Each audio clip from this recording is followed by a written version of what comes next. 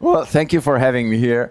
I'm always surprised that people are interested in category theory. It's a very abstract branch of mathematics, and even a lot of mathematicians don't really study category theory because it's like you first have to learn everything about mathematics before you get into it. But to my big surprise, it turned out that category theory is really much easier to understand for programmers than it is for mathematicians, because it's very similar to what we are doing and a lot of ideas. And we can have lots of examples from programming that illustrate ideas in category theory, and vice versa. We can use examples from category theory in our programming. So first of all, I would like to motivate you. Why should we even be interested in category theory, right? Why don't we just learn some new interesting library and start using it tomorrow in our work, right? The thing about category theory is that it's really a science of composition, okay? It's like if you want to purely abstract the property of things being composable, that's what category theory does. The category theory is not about what's inside things, how they work, about the assembly language of mathematics. It's about how things can be combined together to build bigger things. Okay? And this is something that we programmers understand very, very well, because this is what we do every day. We decompose problems into smaller problems. Then we create teams of programmers, and we give these chunks to separate programmers to work on. So we have to be able to decompose it into smaller pieces so that one person can take the smaller piece and work on it, right? We cannot have all people gathering around a table and shouting to each other about how to solve the problem, right? We have to go and isolate ourselves and do our little programming. And then when we start programming, we divide stuff into files. Then we subdivide it into functions. We create data structures and so on. And then at some point, after you write a function, you have to run it together with other functions. This function will call other functions and so on. So we compose the little solutions into bigger solutions. So it's all about decomposing the problem and then recomposing solutions. And it turns out that there are so many ways of composing things, and each of them is different. And category theory describes the way all these various ways of composing things work. And there's another thing that's extremely important in programming, and that's abstraction. Abstraction means that after I create a piece of code, whether it's a file or library or just an individual function or data structure, then I can say I want to forget about the details of implementation of this particular thing, so that I can use it later, with 100 other things. If I had to know every detail of implementation of 100 things, my mind would just blow, right? So I have to be able to selectively throw information out. Say, I don't care about how this thing is implemented. I'm just interested in what it's doing. And in category theory, this is like the starting point, sort of saying, I don't really care about how thing is implemented. I only care about how this thing relates to other things. So when you are saying that, I'm interested in the interface of my object or my class interface, right? Or the the interface of my function, signature of my function, right? That means I'm throwing information away about the details of implementation, right? And I'm only interested in, when you say interface, it means how this particular data type interfaces with other functions, with other. So how are my data types connected to each other? This one calls this one calls this, and so on. So this interrelationship of things is important, not what's inside the things. And how does this apply to programming? There is a direct mapping between functional programming and category theory. So here we have two things, two different views, very similar, but there is a conceptual difference between these two views of how we do programming. So one model is, in functional programming, we have types and functions. That's like the simple summary of what we do in functional programming, right? And you might probably you don't ask yourself this question very often, but what is a type, right? So the standard definition of a type is that it's a set of values. So you have to use set theory for that, right? So a type is a set of values, and functions are these pure mathematical functions between sets. So it takes elements from one set and produces elements from the other set, or it's just a set of pairs from two sets, right? Categorical view is very similar to this, except that we don't say what a type is. We don't want to look inside a type and say, oh, this type contains these values. We are only interested in how these types relate to each other through functions. And we don't want to look into the implementation of a function. We just want to forget about the implementation and say, a function is just an arrow between two types, right? These two types are the type of argument and the return type of the function. That's it. That's the signature of a function, essentially, right? So the question is it possible even to talk about programming if you discard the implementation and the content of types, right? How much can we say about types and functions if we disregard their implementation? And this might seem like totally crazy thing, right? But it's possible, okay? So let me start with a short introduction to category theory that is really, really simple. The definition of a category is just absolutely stunningly simple, okay?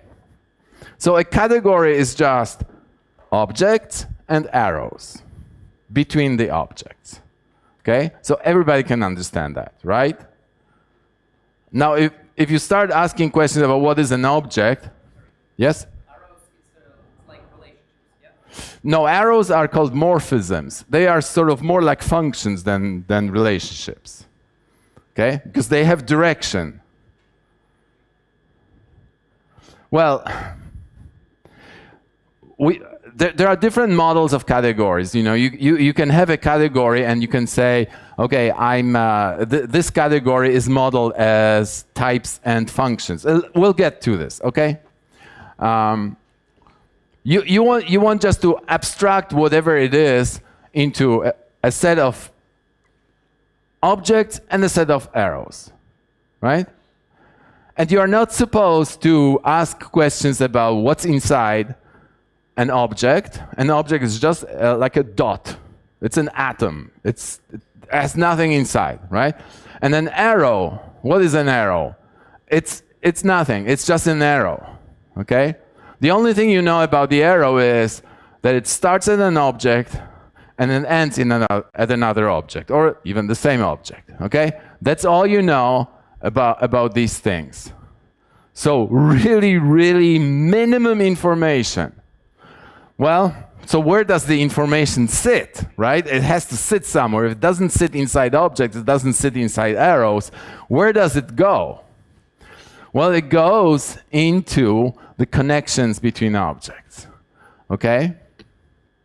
So, the first thing is, and this is going to composition, right?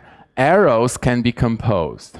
So this is, I'm telling you how a category is defined. So a category has objects, arrows, and the arrows can be composed.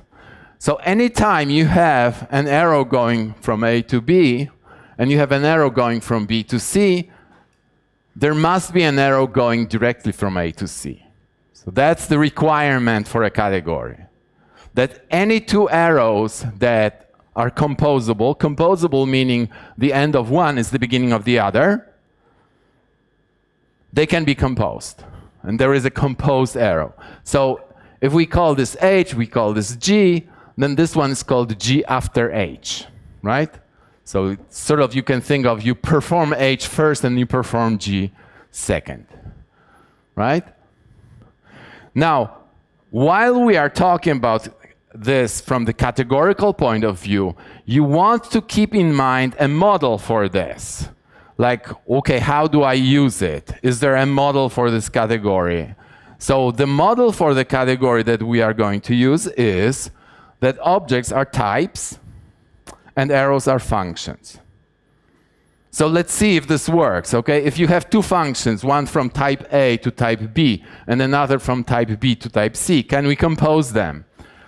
Yes, we can create a new function that executes H, gets the result, calls G, and gets a result, right? A composition of two functions is a new function, right?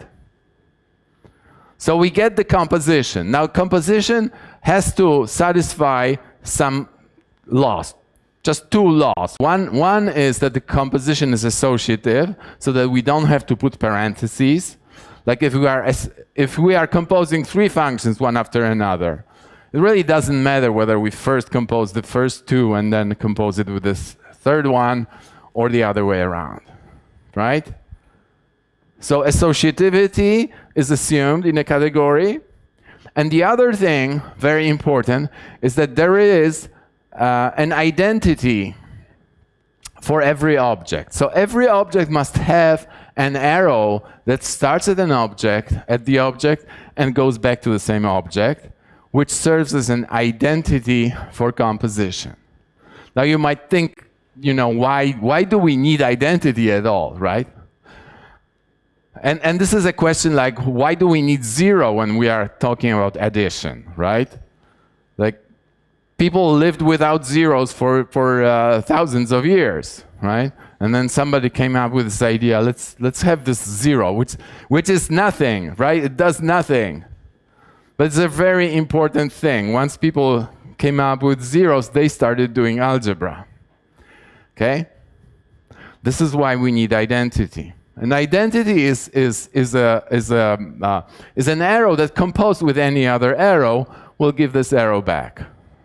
So it just doesn't change anything. It's a do-nothing arrow, okay? So this do-nothing arrow, in the case of, now we are going back to the model that we have.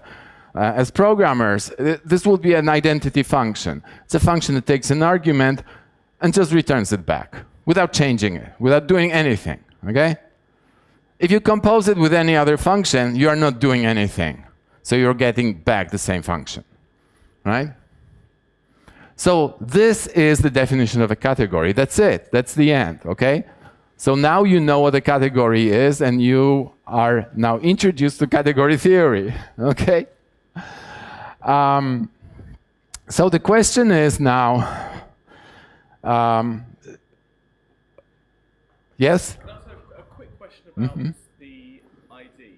Would you disambiguate between, so if A is one type and B is a different type, would you disambiguate between an arrow that returns exactly the same value and one which does a permutation of the values in that type?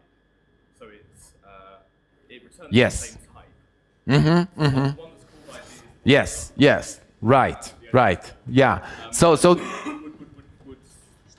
my permutation be effectively an F in the special case where A equals B? right, this is a good question.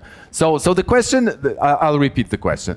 The question is, so what's the difference between ID, right, that does nothing, and let's say if we have a function from Boolean to Boolean, right, and it just says for true return false, for false return true.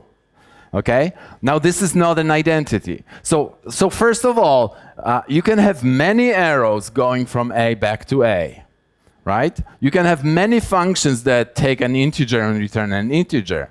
You can have a few functions that take a Boolean and return a Boolean, right? Like 2, no, 4.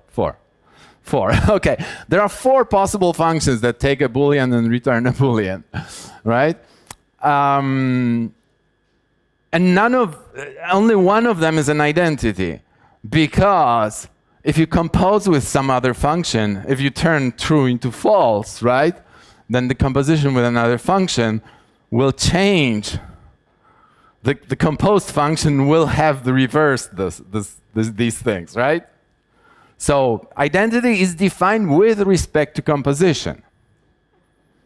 It doesn't mean that the identity is always an identity function, because like you have other categories in which identity is actually doing something.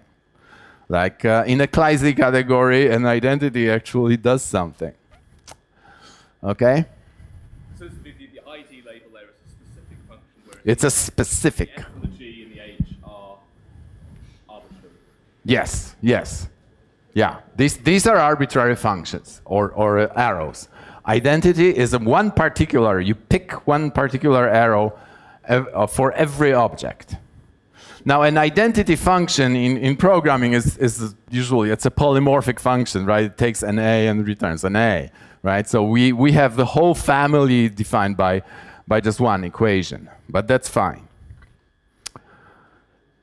Okay, so now starting from this, can we like define data types? This is like the first test for the use of category theory in programming. Like so.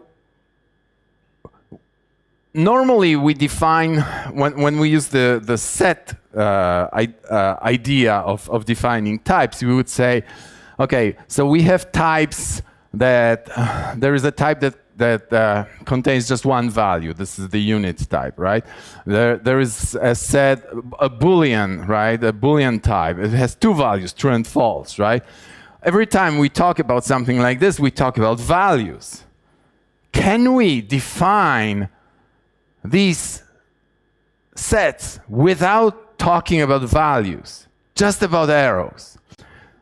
So I'll show you how you can construct these things just by looking at arrows, just by looking at connections with other objects. And usually when you do this is called a universal construction, because if you want to replace the information about what's inside the object, like when we're treating it as a set, with the information about how it connects to other objects, then you usually have to talk about how it connects to everything, to all other objects. This is why it's called a universal construction, the whole universe of types. So I'll start with a very simple one. Type void. Probably you don't use it in programming because it's pretty useless, but it corresponds to an empty set. Okay? It's an empty set, and empty set is defined as a set that contains no elements. Okay? But I can't say that, okay? Now I'm forbidden to say anything about elements. How do I define an empty set without talking about elements? Okay? So in category theory, this is called an initial object. And it has this property that's expressed solely in terms of arrows. Okay? It's an object that has a unique arrow to every other object. That's called an initial object. It makes sense. It's initial because, you know, it has arrows going to every other object. Right? And how does this translate to programming? So an arrow is a function. So there is a unique function from an empty set, from void, to any other type. What kind of function is this? Well, a function that takes void as an argument is a function that can never be called, right? Because void has no elements, right? So it's impossible to call this function. So this function really can be anything, right? You don't have to provide the implementation of this function because nobody will be able to call it. So it's a kind of crazy mathematical thinking, right? But you can define this function. This function is called absurd. I'm using Scala because I was giving this talk at a Scala conference. So this is a Scala code. This function from void to any type A is called absurd. It's called absurd because there is actually a connection between logic and category theory and programming called the Curry-Howard isomorphism, right? And that corresponds to the statement that from falsehood you can derive anything. Void corresponds to falsehood.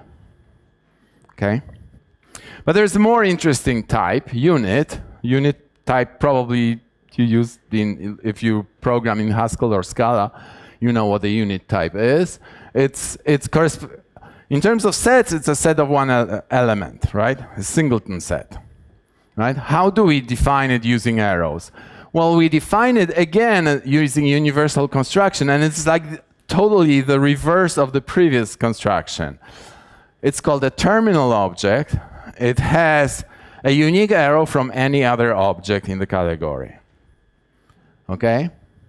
So let's see. Really, is there a function? Is there a function that takes any type and returns a unit? Yes, it's a function that disregards its argument and just returns the unit. One element of unit, right? A singleton, so there's only one possible choice for this function. So there's a unique implementation of a function that takes an arbitrary type and returns a unit. Okay? So I've shown you how to define the really trivial types, right? So how do we go on with this? Well, we go on with this, we define a product using the same kind of construction.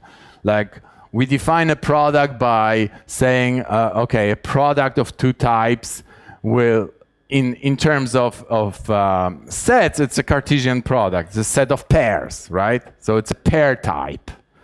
We all know pair types, right? But it can be defined with respect to any other possible candidate for a pair. So a candidate for a pair is something that has these two projections, right? Like a pair type will have first and second, or _1, _2 in Scala. Has these two functions that project the first element and the second element of a pair, right?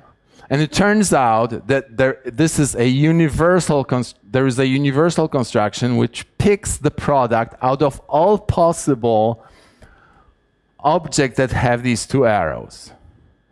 Okay? And I'm not going to go into this because I wanted to go further this time, because usually I get bogged down with defining products, coproducts, and so on. Okay?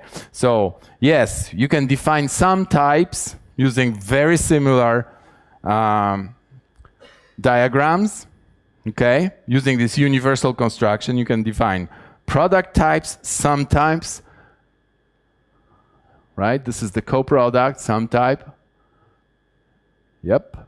These are called tagged unions, right? In Haskell, and both in Haskell and in Scala, it's called the either type. That's like the simplest implementation of a sum type, okay? And it turns out that once you have product and coproduct, or you have product types and sum types, then you can actually build almost all interesting types other than functions. Okay, so these are called algebraic data types. Why are they called algebraic data types? Because they are formed using these two algebraic operations, product and sum. But this time we are not multiplying numbers and adding numbers. We are sort of multiplying types. Okay, a product type is a multiplication of type times type. It's the type of pairs, right? And the sum type is this tagged union, right? And it turns out that using this, you can keep building more and more stuff. So a category in which you have a product is called a monoidal category. So this multiplication of types, this is a funny thing, this multiplication of types actually works very much like normal multiplication. So first of all, it's associative.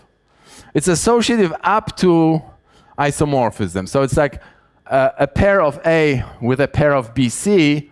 It's not exactly the same time as a pair of A with B paired with C, but you can always rearrange. So there is a one-to-one correspondence. It has the same information. So it is associative up to isomorphism. And it has a unit. So like if you think of multiplication, 1 is a unit of multiplication. The unit of multiplication of types is called the unit type. So if you take a pair with a unit type, right, you get back the original type, right?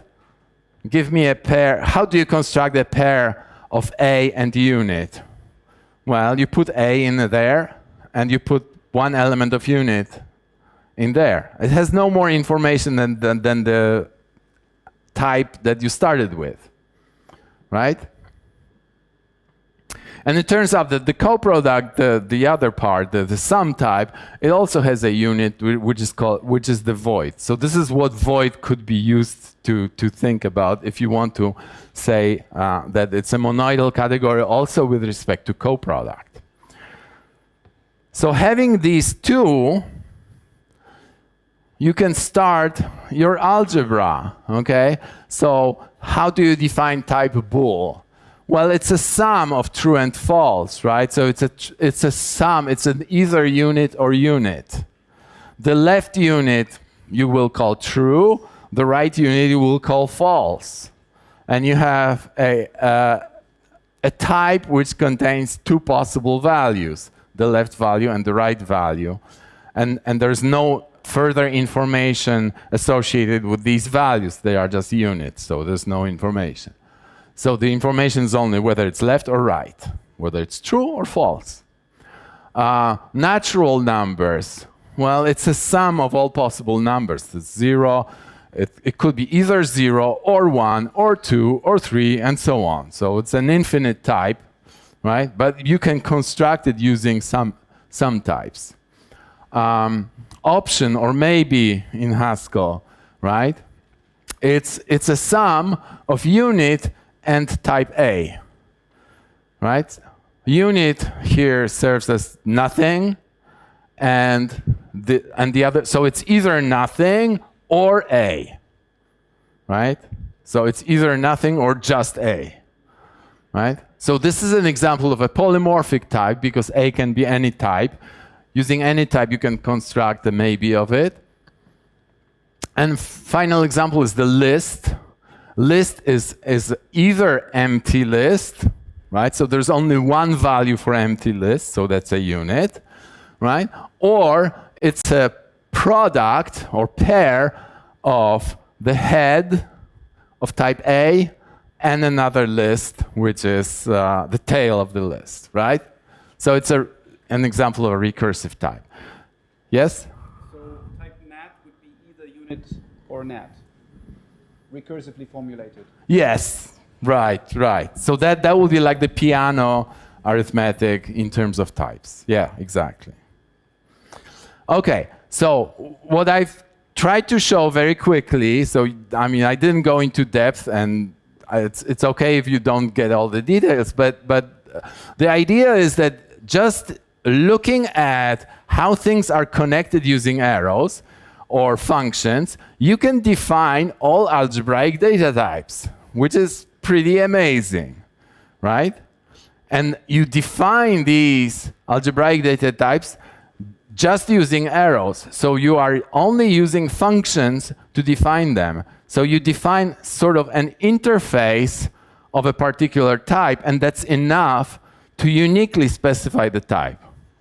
Well, uniquely up to isomorphism, but that's good enough. Okay, so now let's go a little bit higher, okay? So this is like the basic category theory. Now we want to go higher. And the normal progression of category theory is that whatever you describe at one level as a category, now you build something else and you see if this forms a category.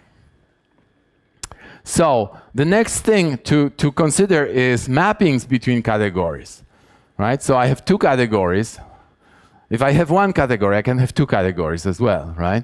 If I have two categories, can I map one category into another? Can I form an arrow from one category to another? Okay? Because we would like to say, okay, now let me shrink the whole category to a point, right? Just like we did with sets. We shrunk a set to a point, another set to a point, and a function becomes an arrow.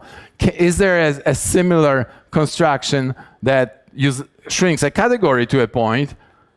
And so what's an arrow between categories? So an arrow between categories is called a functor. Okay?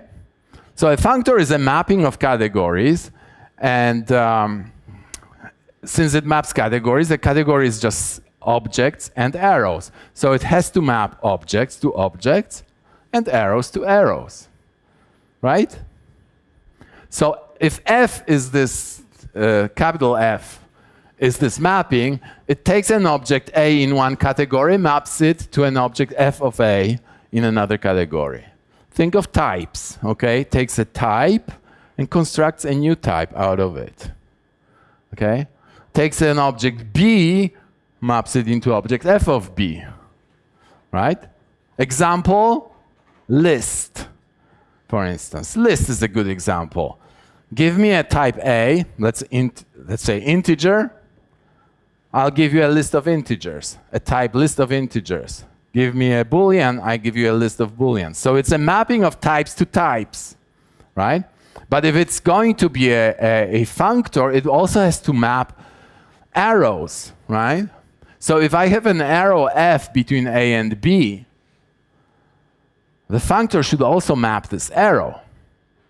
So I have a mapping of arrow, F of F, right?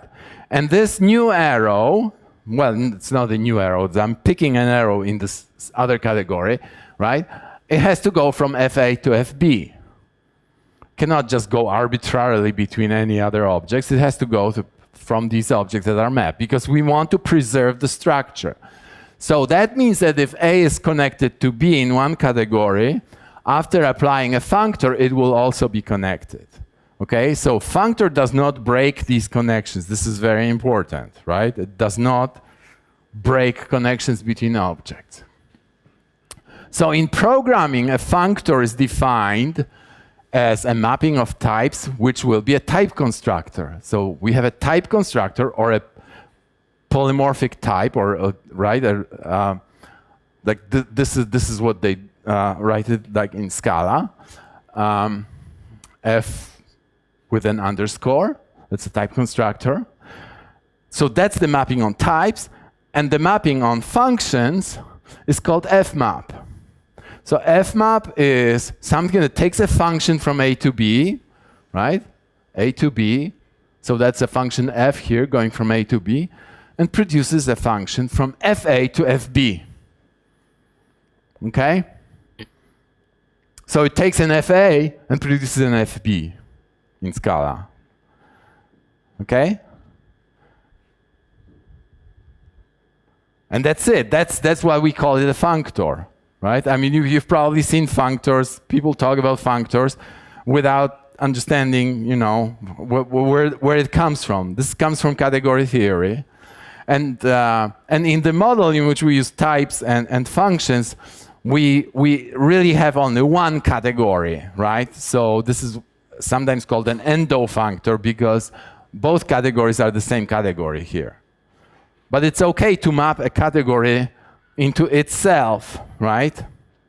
Because both type integer and type list of integer sit in the same category of types, right? That's why it's called an endofunctor. Okay, have I run out of time? Yes. I could go on like this for hours, as you know. Okay, so I'll stop here and take questions. Yes.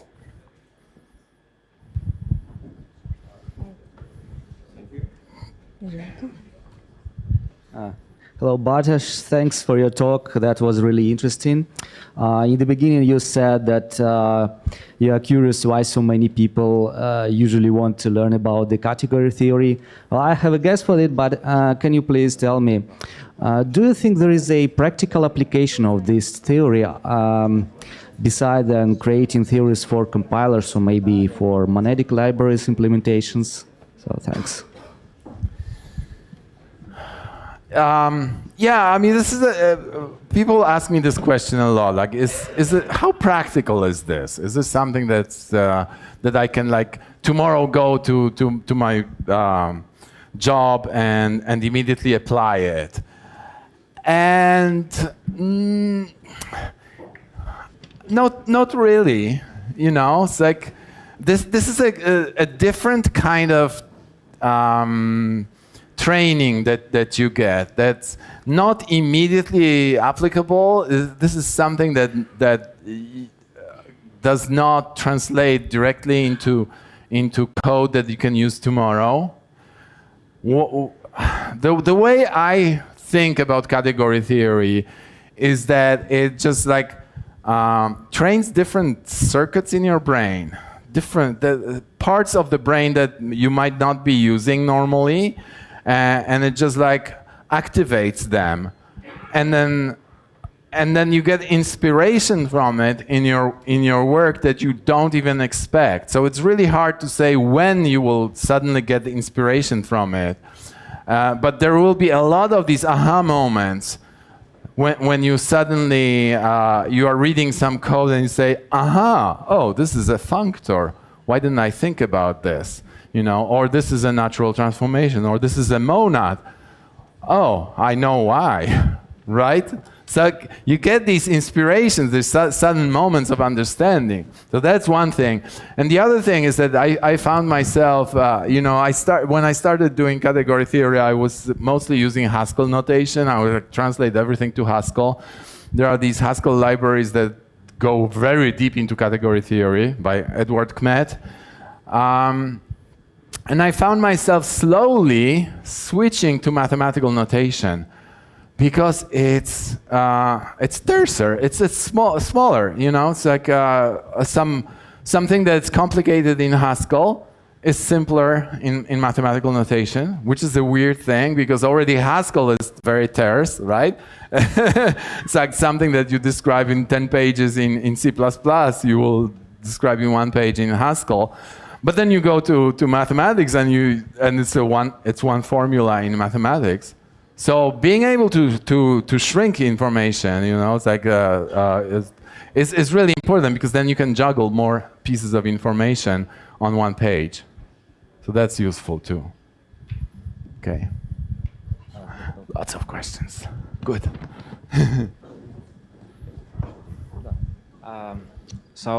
As you say, category theory ignores the sense of objects. They think only about relations of objects, so only about arrows. So it's useful for describing types, but we also have dependent types, and dependent types depends on their value. So is it possible to describe dependent types using category theory?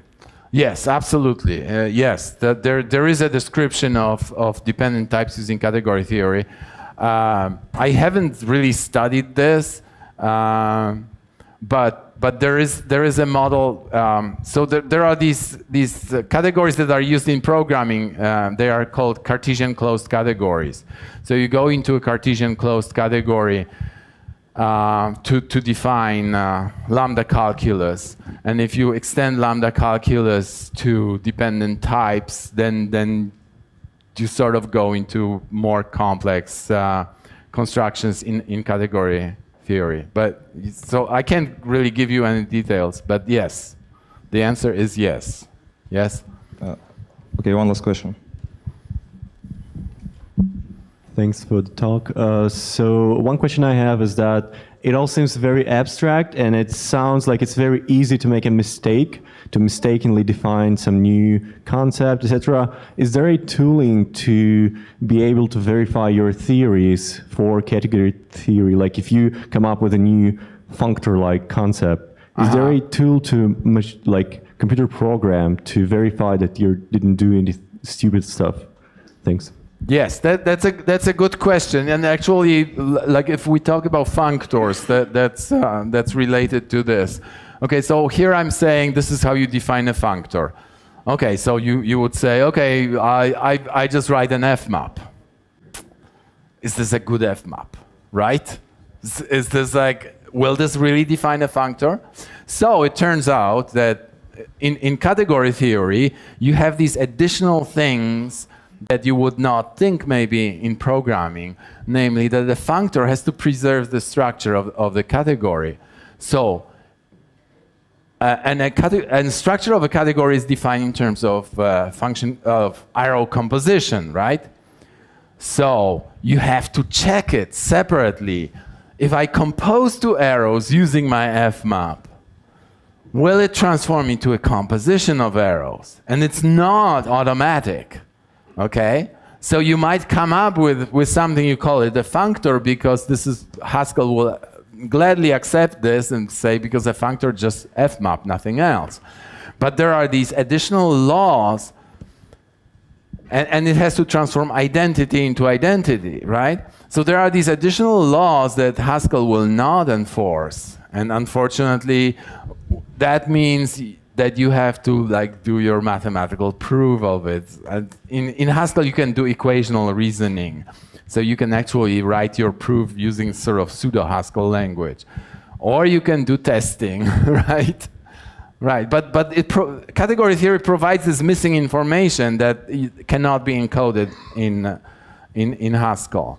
And this is even more important. With functor, it's maybe not so important, but with monads, it's really important. Like, monad is defined using these two higher order functions, right? Return and bind.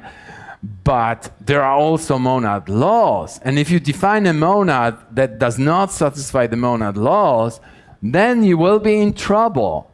Because the do notation that we use in Haskell will not work correctly if monadic laws are violated. The compiler assumes that monadic laws are satisfied in simplifying code. Okay? Thank you. Even functor laws. Yeah. Okay, thank you, Bartosz. Mm-hmm.